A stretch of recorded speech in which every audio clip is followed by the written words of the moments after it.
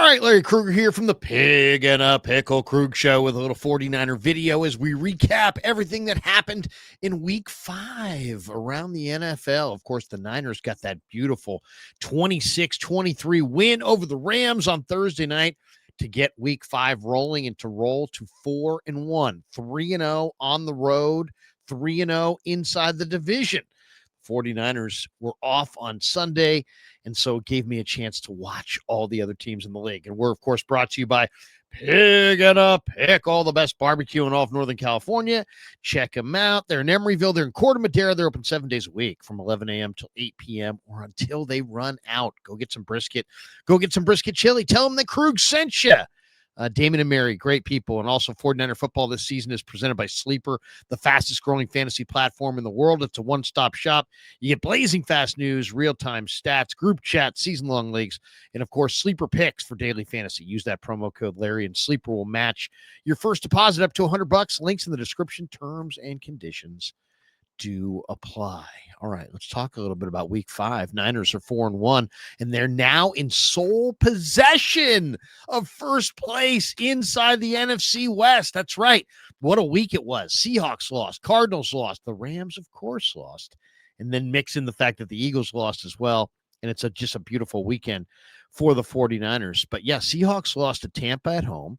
Cardinals lost to the Tennessee Titans at home in just incredible fashion. We will discuss that. The Niners got the nice win over the Rams Thursday night. Niners with only a plus 8-point differential, and yet they're 4-1. And next up are the 4-1 Tampa Bay Buccaneers, who look really, really good. And that will be next Sunday in Tampa, where the Bucs are listed as a 2.5-point favorite.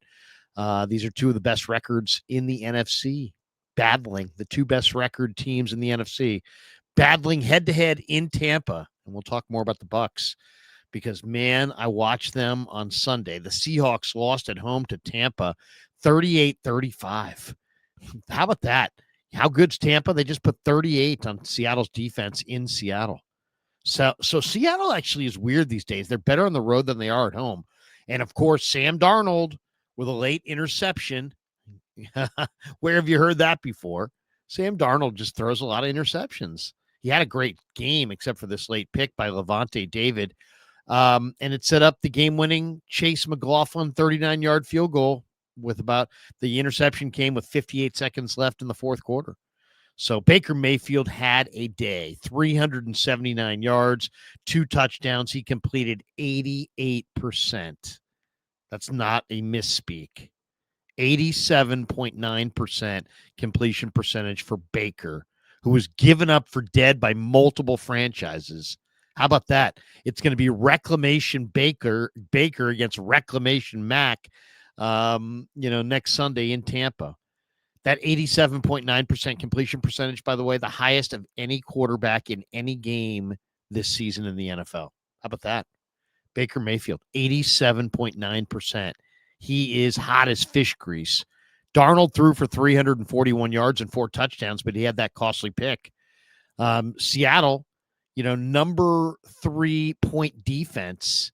And what happened today? You say, what happened to Seattle? They didn't have Devin Witherspoon. They didn't have Julian Love. Julian Love's their best player. I mean, he is absolutely their best player. He's awesome. They didn't have DeMarcus Lawrence. I'm not saying it's an excuse. I'm just saying why their defense wasn't what it was in previous weeks. Witherspoon's a stud. First-round pick, awesome. Julian Love's one of the best defensive backs in football, period. So you take those two guys out, you're not the same team. And Emeka Egbuka is monster. The Niners better have a plan for the rookie from Ohio State. He went off 7 for 163 and a touchdown. He's big. He's got strong hands. He's a good route runner. He is a mismatch. Very polished rookie. Do not even think of him as a rookie. He's like a third-year pro player, the way how polished Egbuka is. And by the way, this was the Ohio State receiver game. JSN, 8 for 132 and a touchdown for Seattle. Jackson Smith-Njigba, incredible receiver. Tampa won their third game, or won on third downs, I should say. They were 7 of 11 on third downs. So Tampa only ran for 56 yards. Tampa ran for 2.3 yards a carry and won, while Seattle ran for 122 total yards, 6.1 yards per carry, and lost. How? Turnovers. You got to take care of the football. Tampa was +2 in turnovers, and that's how they won the game. So Niners Bucs next week is going to be good. The other amazing game that I watched way too much of because I had Arizona in my survivor pool.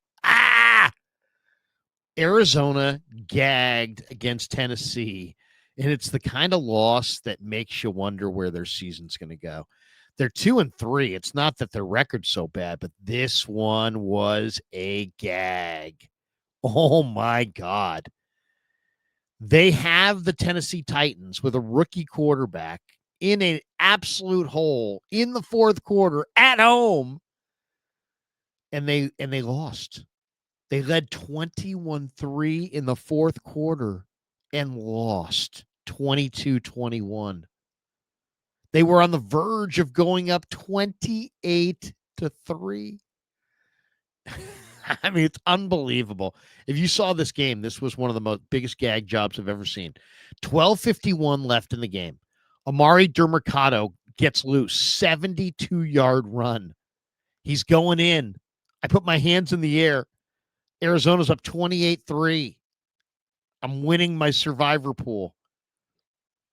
What does he do?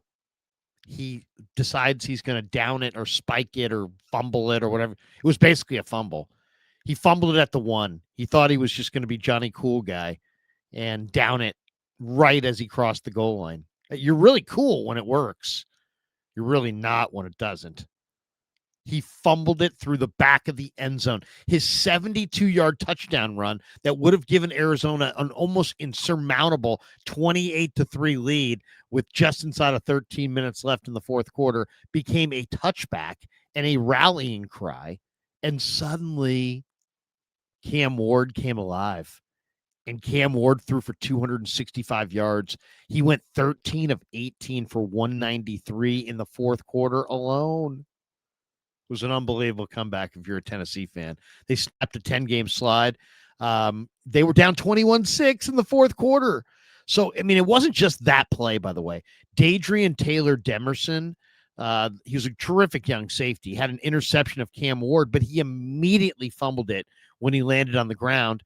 And then K'Trell Clark kicked it, and somehow it got into the end zone, and Tyler Lockett fell on it to make it 21-19 Tennessee, or 21-19 Arizona with 4:51 left. So all Arizona had to do, they got the ball back. They had a 2-point lead. All they had to do was get a couple first downs, and the game was over. But they couldn't. They couldn't get a couple first downs. Even though they have Kyler Murray, who's just an amazing athlete and seems like he can run for 10 yards at any moment if he really wants to. They went real conservative, and they gave the ball back to Cam Ward. And Cam Ward, the Cardinals couldn't end the game on offense. They punted the ball back to Cam, and Cam drove down, and Tennessee won on a Joey Slye 29-yard field goal. So big day for Calvin Ridley. He had 5 for 131. Arizona's now lost 3 in a row. Kyler said it was the worst loss of his career, and I tend to believe him. I'll take Indy next week. They play Arizona's at Indy in week 6. Arizona looks dead. I mean, absolutely dead. That was unbelievable, the way they gagged this one away today. You're on the verge of 28-3, and you down the ball. I mean, that's just loser football right there. And then they just played terrible defense against Cam in the fourth quarter. Terrible tackling. Arizona's in a bad way right now. The team that's in a good way are the Colts. Now, that Niner-Colt game in a few weeks looks a lot more difficult, doesn't it? The Colts are 4-1, and they're looking awesome. They won 40-6 over the Raiders. The Raiders fall to 1-4. Jonathan Taylor ran for 3 touchdowns. Daniel Jones is suddenly good. It's amazing. He leaves the New York Giants. He's suddenly good. He threw 2 touchdown passes. He played turnover-free ball. I mean, he was a turnover machine with Big Blue. And now he's in Indy, and he's playing smart. I mean, I don't get it. I mean, I don't get it. It was Indy's most lopsided win in 12 years. They had 2 interceptions of Geno Smith. The ex-Niners, Segun Alubi, the San Diego State linebacker who runs like in the 4-4s, he had a blocked punt on special teams for the Colts. So that was huge. And the Raiders have now dropped 4 in a row. They won week 1. They've lost ever since. Raiders had no Brock Bowers today. He was inactive. They had no Michael Mayer. He was inactive. It's no excuse, but I'm just saying that was the deal. And the Raiders lose 40-6. And I do feel bad a little bit for Raider fans. One of the games of the day was the Broncos coming from behind to beat the Eagles in Philly. Only the Eagles' second loss in the last 22 games. How about that? Broncos are 3-2. Eagles are 4-1 now with that loss. They were one of the only undefeated, them in Buffalo. 21-17 was the final. Denver rallied from 14 points down. And by the way, Sean Payton passes his mentor, Jim Parcells, on the career win list with win number 173. Bo Nix led 3 fourth-quarter scoring drives. Philly had an illegal shift penalty that wiped out by Saquon Barkley that wiped out a 4th down play. And it was just, what can you say? Denver is a pretty good football team. They had 6 sacks and they had 8 hits on the quarterback. Talanoa Hufanga, the ex-Niner, led the way. He had 7 tackles in a pass defense. Philly held to 45 yards rushing, while Denver ran for 130 on them. So interesting. I mean, the old saying, any given Sunday, but Denver, watch out for Denver, man. Denver's legit because they can play real big-time coverage. They got a good defense. They got a couple of different backs they can run with. J.K. Dobbins, R.J. Harvey. They got some good weapons there. And they seem like they got a good vibe. So they get the win. Philly's no longer undefeated. The team that is absolutely in a crisis is the Baltimore Ravens. Ravens lost at home to the Texans to fall to 1-4. 44-10. C.J. Stroud was 23 of 27, threw for 4 touchdowns. He scored on all 8 of the possessions he was in there for. Baltimore's defense is in a bad way. 34-point win. It was the most lopsided home loss in Ravens history. I know. It's crazy. Most lopsided home loss in Ravens history. Baltimore is 1-4 without Lamar Jackson. 1-4. They didn't have Kyle Hamilton. They didn't have Roquan Smith. They didn't have Marlon Humphrey. They didn't have Ronnie Stanley. But, they didn't have Patrick Ricard. Nnamdi Matabuke done for the year with the neck injury already. He's their best defensive lineman. Baltimore looks like it's going to take it on the chops this year. Is this the end of the road for John Harbaugh? Houston outgained them 417-207. If it's not Lamar, Baltimore doesn't win. Baltimore in the last 12 games they've played without Lamar is 2-10. 2-10 in the last 12 games without Lamar. Cooper Rush started. He had 3 picks. You think things are bad? They get the Rams next week, and the Rams are going to beat them. 44-10. Well, the Texans aren't even good. Unbelievable. Baltimore's hurting. Saints got a win. First win of the Kellen Moore era. First career victory for Spencer Rattler in 11 NFL career starts. Saints beat the Giants in the Superdome 26-14. New York had 5 turnovers. Jackson Dart, 202 yards, 2 touchdowns, but 3 turnovers. Kool-Aid McKinstry picked him off twice. And the Giants lose. They host Philly Thursday night at MetLife in Jersey. So we'll see. I like Jackson Dart. He did some good things. They don't have any receivers. The Malik Neighbors news is terrible. Everything there is to tear, he's torn.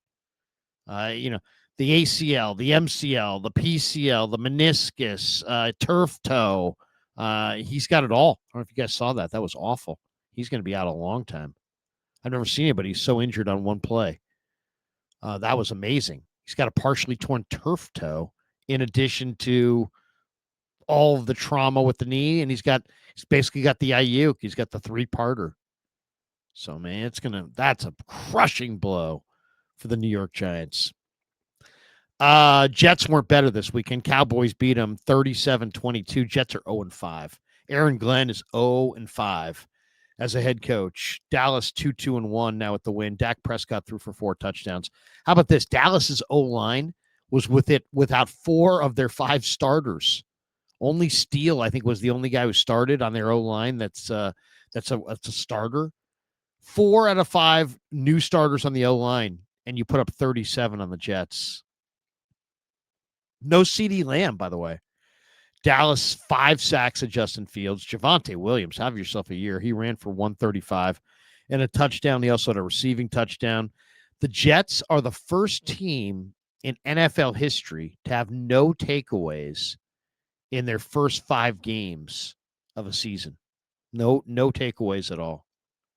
Now that I read that stat today, and that seems like that can't be the case, that they would be the first team in history. But that's the stat. Jets, no takeaways in the first 5 games. First team in history to not have at least a takeaway in the first 5 games. Is that possible? The rest of the league, I mean, there were some good games too. Dolphins beat the Panthers 27-24. Rico Dowdell ran for 206 yards, picked up that guy on fantasy. Bryce Young had a touchdown pass to the Notre Dame tight end Mitchell Evans. That was the game winner. Carolina overcame a 17-point deficit. They fell behind 17-0 in this game to Miami. Carolina outgained Miami 237-19 on the ground. Wow. Carolina averaged 7.5 yards per carry. They just ran it down the Dolphins' throat. Fell into a 17-0 hole and then just smoked them 27-24 in Charlotte. Detroit beat Cincy. Cincy's in a bad way. 37-24. Detroit's 4-1.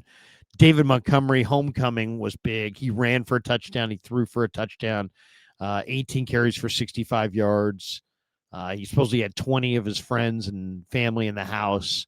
He was playing in his hometown for the first time in a long time. So big day for David Montgomery. Detroit's won 4 straight. Goff threw 3 touchdowns since he's lost 3 in a row by a total of 113-37. And they're just absolutely just getting annihilated. They actually kept this one relatively close. 13-point deficit is good for them. Detroit led 28-3, though, after 3 quarters, and all of that scoring was just in garbage time. Jake Browning threw 3 picks. Jack Campbell is playing great for Detroit. He had 11 tackles in a pass defense. So Detroit's 4-1. I mean, you know what? They're rolling. They look pretty good. They lost their coordinators. It seems like they're okay.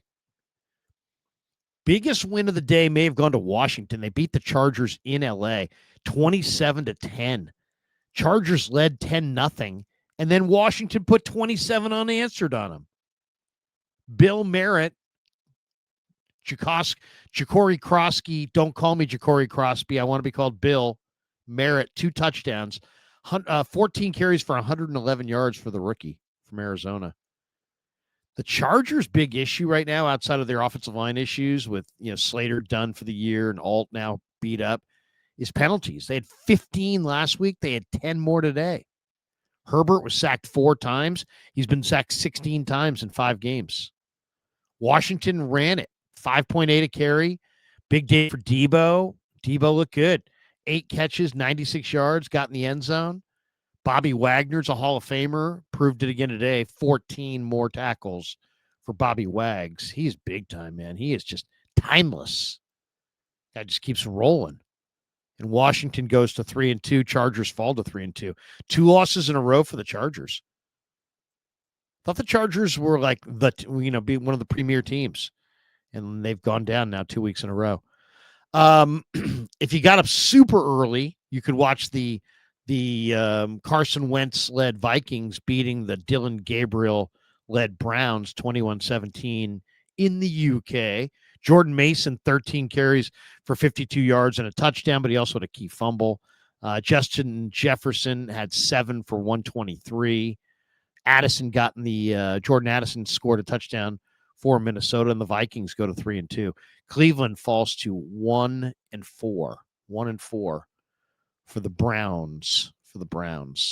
And then maybe one of the better games of the week was Sunday Night Football. How about Drake Maye? Drake Maye is developing nicely right before our eyes. And by the way, this Patriots team is good. They're 3-2. They upset the Bills. They hand the Bills their first loss of the year. Bills fall to 4-1. 23-20 was the final in Buffalo as Drake Maye led an excellent poised fourth quarter scoring drive that resulted in a 52-yard Andy Borregala's game-winning field goal with 15 seconds left. That was the difference.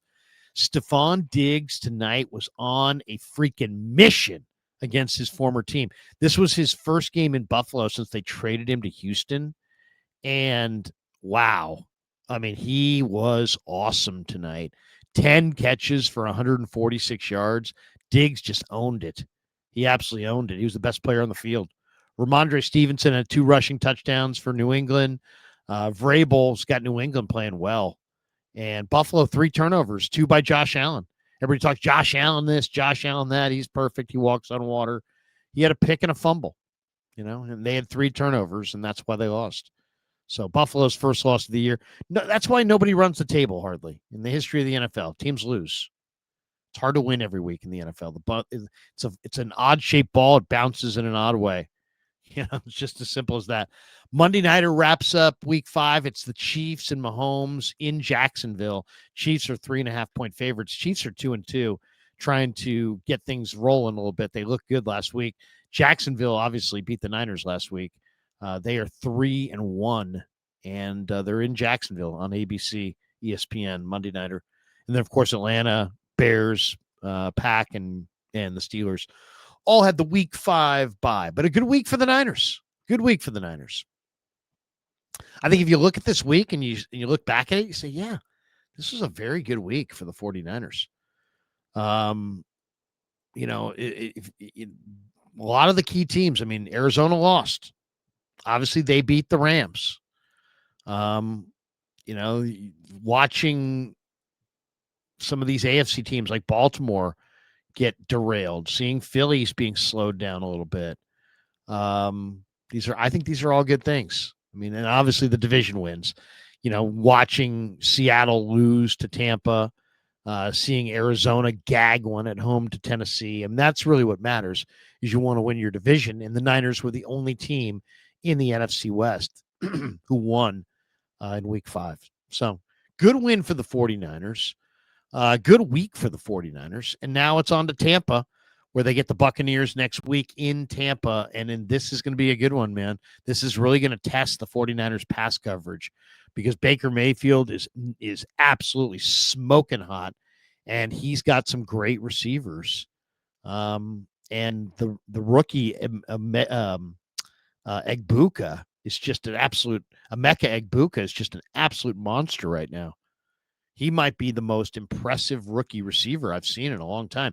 He's very, very strong, very, very polished, really good route runner, well above average athlete, terrific ball skills. Doesn't seem like he can beat the jam at the line. He can catch it in a crowd. He's got the toe tap thing on the sideline down. He's got good concentration, really good player. He got painted as like he was just kind of one of the guys. He was never considered to be the guy at Ohio State. There was always somebody better than Emeka Egbuka. But guess what? He just got better and better and better and better and more consistent. And even in the draft process, it wasn't for everybody. He didn't impress everybody. But what he was a very polished, ready to contribute receiver. And Jason liked, however you pronounce it, the GM for the Bucs, recognized it, pounced, and got himself a really good player. Niners Bucs is going to be good. All right. Thanks to Sleeper. Thanks to Pig and a Pickle. Thanks to all of you guys for supporting the Krug Show on YouTube.